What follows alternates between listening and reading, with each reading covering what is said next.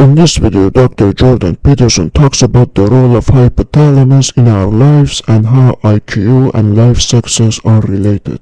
Freud hypothesized the existence of the id.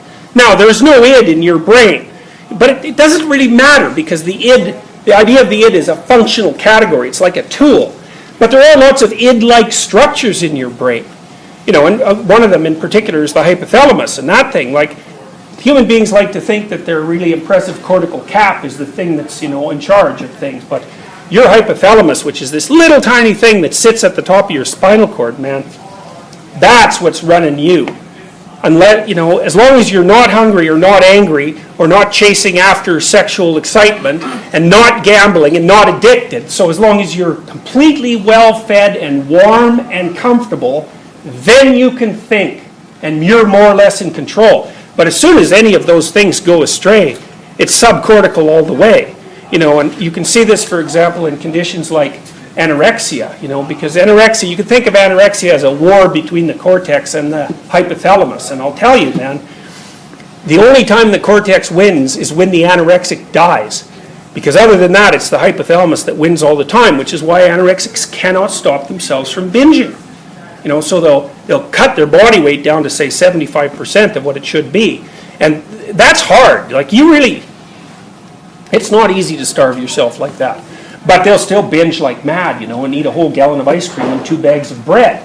And they can't stop themselves. And that's because your hypothalamus would rather you didn't starve to death. And if you're not paying attention, if you're not on top of the game, or maybe if you've been hurt recently, and so your resources or your what would you say, the negative emotion has been interfering with your cognitive capacity, the hypothalamus will come up and grab you and say, man, you're hungry, and it's off to the fridge with you.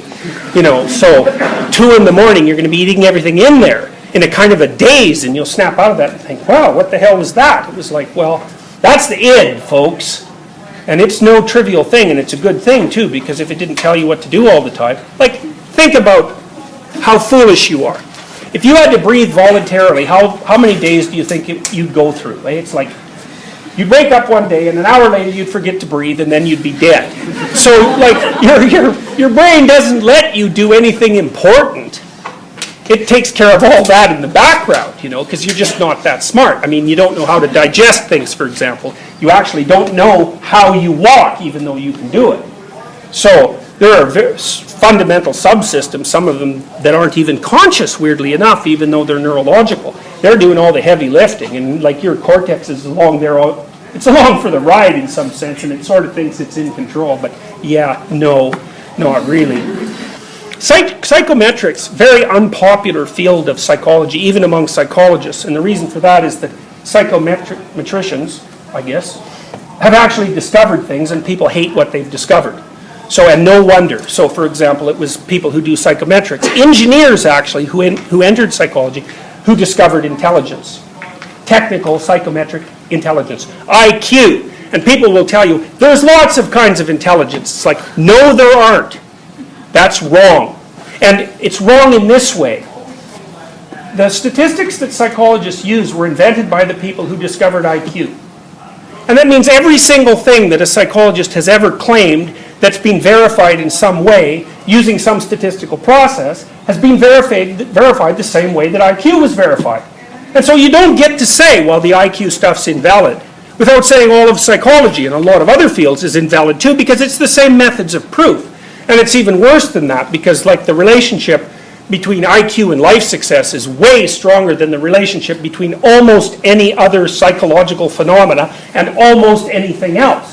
So, for example, for you guys, even though you're all far above average in intelligence, because otherwise you wouldn't be here, at least 85th percentile. And that's something to think about, because a lot of that is determined by biological factors. So a huge chunk of the reason that you're here is because you won part of the genetic lottery, so hooray for you. And no one screwed it up too badly as you were growing up. But even among you guys, the correlation between your intelligence and your grade point average is quite high, even though it's a truncated sample, right, because you're all pretty bright. And even though there's a lot of error in the grade measurement system, because it doesn't only index intelligence, it's still very powerful. And so if you controlled for conscientious and other elements of personality, which you can do statistically, in 20 years, the 10% of the people in this room who have the highest IQs will have the highest income, virtually certainly.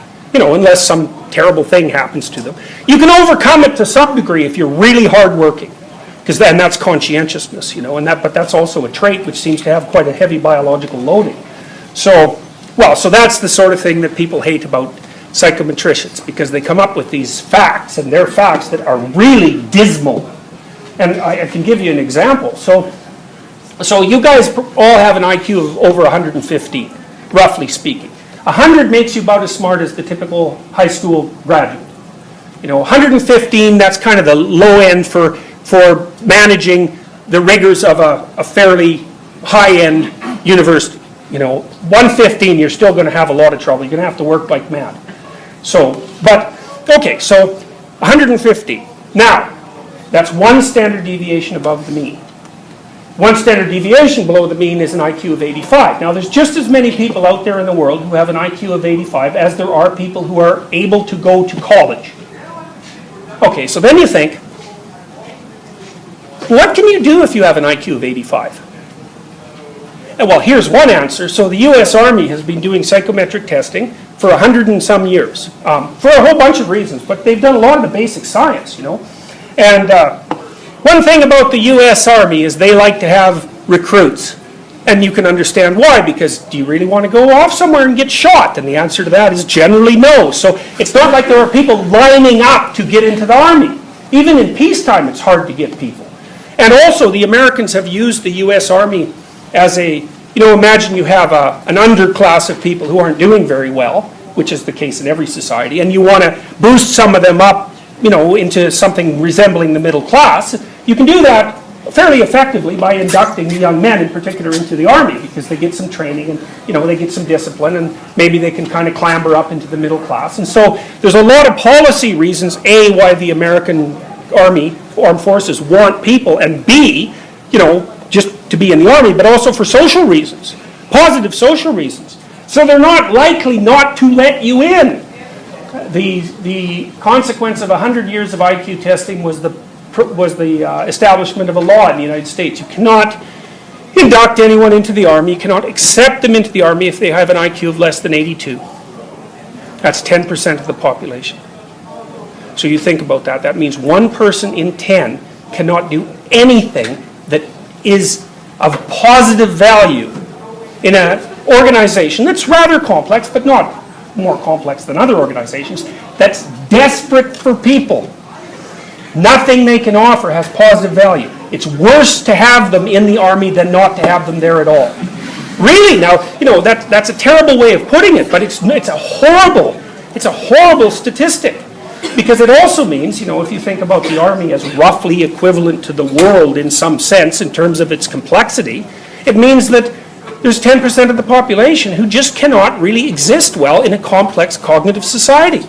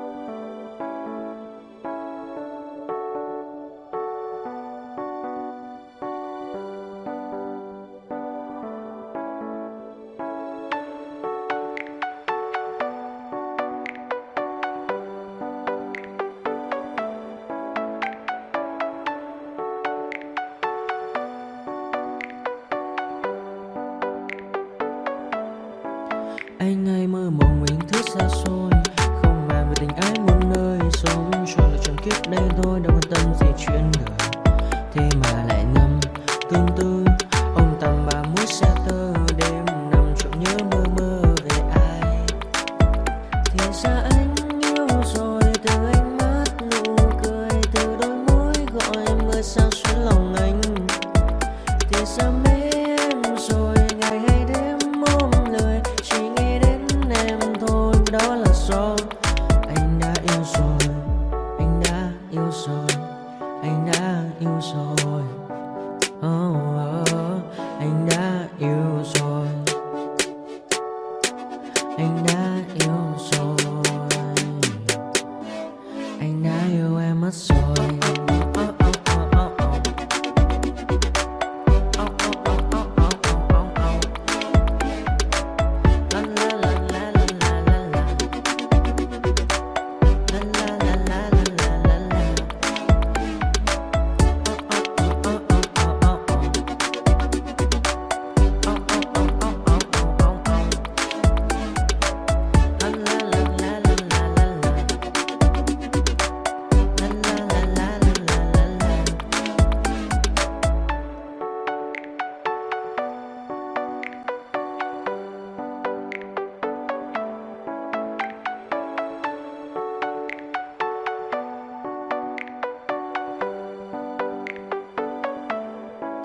Anh hay mơ mộng mình thứ xa xôi, không màng về tình ái muôn nơi. Sống cho là trọn kiếp đây thôi, đâu quan tâm gì chuyện đời. Thế mà lại nằm tương tư, ông tầm bà mũi xa tơ. Đêm nằm trộm nhớ mơ mơ về ai.